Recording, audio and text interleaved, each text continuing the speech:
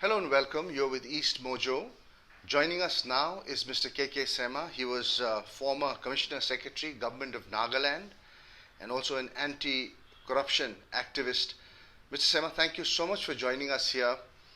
The question that we wanted to ask you is right now, if you look at Nagaland, there is an environment of uncertainty, there is an environment of fear, and also because of a lot of misinformation that is going on around, if it's around the peace talks. What do you have to say on this to the people of Nagaland right now? The confusion is palpable, that is for sure. But the problem begins from the fact that neither the government of India or, for that matter, our national workers have actually made the framework agreement or the preamble made known to the people for all this while. And it is of recent situation that all the parties concerned, the Government of India, the NSNIM, and the 7 working groups, have now come out openly with the framework agreement, the preamble, and the competency clauses. Now, the people of Nagaland are just getting to know some of the glimpses of whatever negotiation has been going on between the Government of India. And suddenly, we are now confronted with a deadline set by the Government of India that by the 31st of October, the negotiation must be concluded. Now, within this time frame, the people of Nagaland has hardly had an opportunity to actually evaluate exactly what is going on. And when the governor held the consultation meeting on the 18th of October, it was made very clear by the interlocutor that the government of India is serious about the deadline, number one. Number two, they have made it explicitly clear that they will carry on with signing the agreement with any of the factions that are willing to sign the agreement, and that the government of India will take whatever necessary action against those who are not prepared to sign the agreement. And with the NSN, I am talking about the constitution and the flag at the fag end of the 22 years or 23 years of negotiation. It has created a lot of stir here because our people's opinion has been divided into various feelings about the actual need for Nagas to have their own constitution and their own flag. There are other people who, after having gone through the last 50 years plus, half a century plus, being tortured and bearing the excruciating burden of all the taxation that has been raised by the national workers at the threat of a gun pointed at them. They are thoroughly fed up, and they necessarily want a quick solution. They can no longer hold on with all of these tortures that has been going on for the last so many years. And so there is a natural desire for the people that the solution should be done, concluded immediately. Now when the interlocutor, who also is the governor of Nagaland, gives a very serious ultimatum to say that come what may, the government of India will conclude the negotiation. It means that if there is any one group among the faction who refuses to sign this, will have to be taken out in whatever manner the government of India feels fit. And it obviously implicates that the government will be prepared to use force in order to tackle those sectors that are not willing to sign. Now here the problem is that the people of Nagaland, the stakeholders, the common man, he is going to be right in the middle of the crossfire when government goes against those who are not prepared to sign this agreement. And the people of the common man is going to be right in the middle of this crossfire. And for those of us who have seen the violence in the early 50s or the mid 50s, it is not a pleasant sight to behold. And so we believe that the government of India must also have some amount of patience to try and find out what are the best possible ways within which they could come at some alternative manner in which to resolve this problem without this impatience that government of India now have begun to show. Now, our problem here is simple.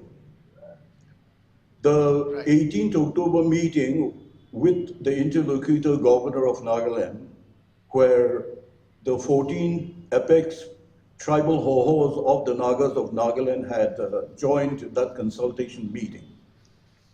All have endorsed that solution should be carried out with immediate effect within the deadline. The heartache in this basic decisions or mandate given by the 14 apex tribal hohos is that they have never had the time to even speak to their own constituent tribes. And so here the people are out in the dark for so long and continues to be so, even by their own apex presidents who have not consulted them as to what should be the verdict of the people as a whole. And the governor has taken this endorsement of the 14 apex bodies to say that the solution must be conducted and concluded at the earliest possible time. This is not a mandate. This is certainly not a mandate of the people of Nagaland. And my point of view is simple.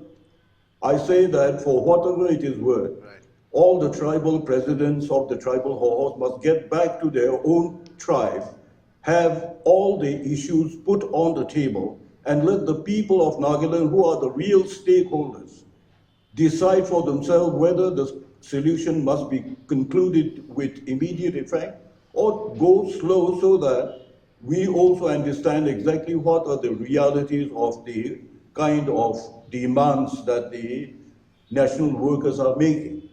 And without this mandate by the people, if government of India takes their aggressive action based on this meeting of the 18th October, it will be a criminal aggression all over again like the 50s, is what I opine. Certainly, so very important points that you make. When it comes to the voice of the people, recently the chairman of the NSC-NIM said that he would go as per the voice of the people. Now, he was participating, I think, in talks with the Naga Baptist Church Council at his residence. He said this, but when you tell me that nobody is really listening to the people of Nagaland, and the people of Nagaland are in the dark, they certainly are, isn't it, sir? Absolutely. Now, that's precisely the reason that the NSC-NIM, as it may, who is taking a very hard stand on the issues of the flag and the constitution. It is fair on their part to ask for that as it may. But as I said, the people of Nagaland has just recently begun to see exactly what the competency clauses are.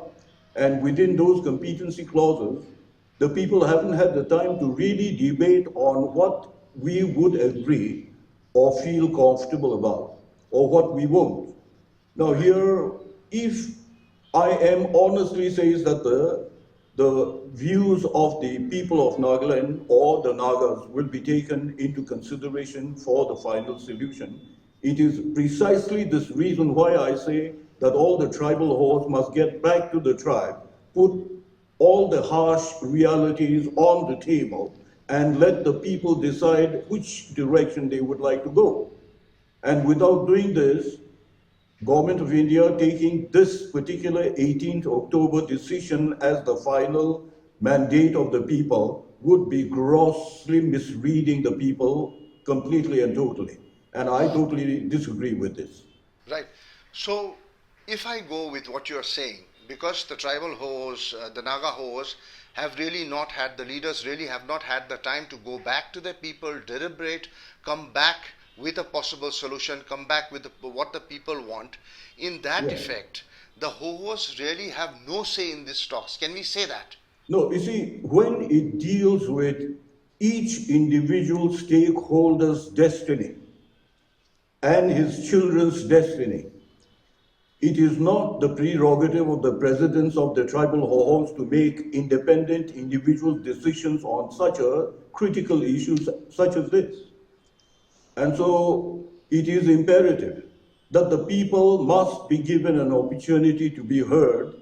It cannot be roughshod by individual presidents claiming to be elected representative of their tribe and that they can decide whatever they wish to do on a personal scale. This is not on. And the government, of course, the government of India also must have patience, is what you're saying, because they can stand on an ultimatum and say, okay, this is the cutoff date, without really understanding the ground situation. Yeah, you see, Mr. Interlocutor has actually made a very predetermined statement to say that it is impossible to have one united voice of the people of Nagaland. But the point here is, he is also aware that we are living in a democracy, and the voice of the people may not necessarily be the complete majority or voice of the people in unison. But in a democracy, the voice of the majority counts. And when Right.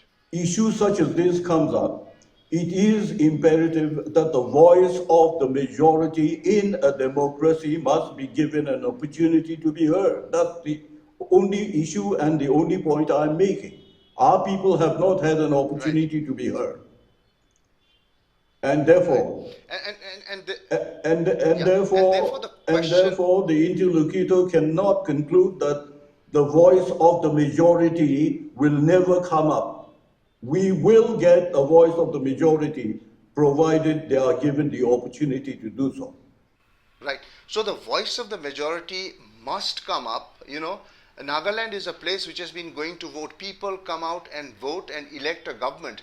If the people of Nagaland can come out and vote and elect the government, and they are participating in the Indian democracy till now, Absolutely. the question therefore is, why can't they have a majority voice? And there should be a majority voice. Absolutely. Just by saying that this cannot be a majority voice, you cannot walk away with that statement, isn't it, sir? That's precisely the argument that I'm making. As far as I'm concerned, it is imperative that the voice of the people must be heard at all costs before government goes into a serious plunge into a confrontation with one faction or the other. The people, the common man, is going to be in the middle of this crossfire. I keep on repeating this. And those people who are making brave endorsement on their own perhaps will be the first people who will run for cover the moment the bullets start flying. As far as I'm concerned, the people deserve to be given an opportunity to be heard. I have no two ways of thinking on this call. What do you think, will the role of the church be, as far as coming in, intervening and saying, one, to the government of India, have patience, and also asking everybody to now come together with a majority voice? Does the church really have a role to play in this? You see, as far as the church is concerned, even they seem to be having differences of opinion, because many of them think that this is a political issue that the church should not get involved in. But here the issue is not very much the issue of religion. It is a question of a people that are going to be put in harm's way. And it is important for the church also to exercise its own mind and let the government of India know that the right way to do this is to do it with a little more patience so that the people of the state can be given an opportunity to be heard. Even for them, they have the legitimate responsibility to do this, but I'm afraid they have not woken up to the situation up to this point of time, and I probably think they are not going to get involved in this at all. Okay, because they are, they are calling out now. I just have a press release which has come from the Council of Nagaland Churches, where they are calling on the people to pray to God for protection of the identity, history, and political rights of the Nagas. So there is an entire list. In the end, the church also says that let us pray to God for the positive outcome of the formal talks to be held on the 24th of October between NSCN and the government of India. So this also indicates that clearly, is there any space for the people of Nagaland to have a majority voice? Well, as far as praying is concerned, that's their immediate responsibility, and therefore there's no harm in praying. But for me, I would say that the church do have a responsibility to the people when our people are being put in harm's way. And it is necessary for them also to entreat with the government of India that, after all, after 73 years of hard difficulties that the people have gone through and another 23 years of a negotiation. What harm is it? What will it cost the government of India just to spend another couple of months more allowing our apex cohorts to go back to the people, lay all the realities on the table and let them have it discussed thoroughly and come back with a majority voice? That's all that is required to do. And even for the government of India, it is a legitimate road that they can travel, where the endorsement of the people that are going to be on harm's way will get the opportunity to endorse whatever action the government of India takes. And therefore, it is in the greater interest of the government of India as well as for the people of Nagaland and in the eyes of the international community that the government of India has taken the mandate of the people in the real legitimate way rather than this roughshod way within which you put a dateline and carry on whether the people's voice are inclusive or not. And so I think these are situations even government of India needs to be giving a people a chance to be heard. Right, sir. So on the 18th of October, that all important meeting that the governor had with the 14 apex ho-hos, Right. what was discussed clearly? Was there any discussion at all? No, the interlocutor had the framework agreement read out verbatim. The preamble of the 7 NPGs or the 6 NPGs then on the 17th November, that was also read out. And some questions were raised about the competencies, some issues on the rehabilitation, and issues like the bicameral house will be granted to the state of Nagaland with the upper and the lower houses with enhanced seats. These were some of the issues that were shared by the interlocutor with the people, with the people that were there during this discourse. And so, as far as that is concerned, those were the declaration, and the other part of the declaration that he made it very, very certain is that for those groups or the factions that are willing to sign the agreement, the government of India intends to go ahead, right ahead with it. And they will take their necessary course of action as deemed fit against those who do not want to sign the agreement. Those were the terms clearly stated in the meeting. Right. a slightly difficult question, when you are speaking to people on the ground because there is so much uncertainty and all. Is there an ultimate final solution that is acceptable to a majority of the Naga people? Look, I think it's a matter of a core sentiment in the Nagas that if it was really possible to get complete and total independence, that would have been the most ideal kind of a sentiment that the Nagas all actually have in their own hearts. But the Nagas also have to realize certain realities in as far as the future is concerned. And especially when the world has become a global village, as it were. I mean, the old philosophy of sovereignty and what the modern scenario of national and international uh, situation is, I think there are a great very many people who also feel that the times have changed. And so I would not be able to say very strictly that the people of Nagaland will be completely and totally unhappy if complete and total sovereignty is not given. I think that's about the limits of possibilities that I can only consider.